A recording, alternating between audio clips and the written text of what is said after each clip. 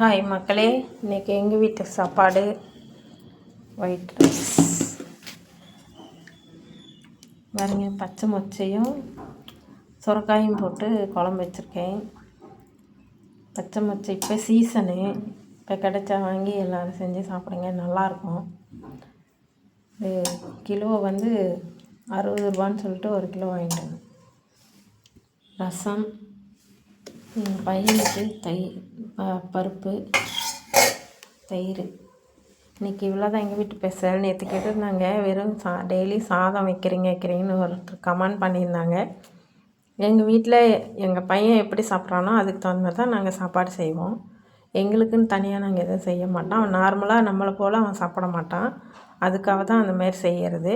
நைட்டில் எப்பயும் நாங்கள் டிஃபன் தான் செய்வோம். காலையிலத்துக்கும் மதியானத்துக்கும் சாப்பாடு தான் செய்வோம். இந்த வீடியோ பிடிச்சிருந்தா லைக் பண்ணுங்கள், ஷேர் பண்ணுங்கள், கமெண்ட் பண்ணுங்கள், சப்ஸ்கிரைப் பண்ணுங்கள். தேங்க்யூ.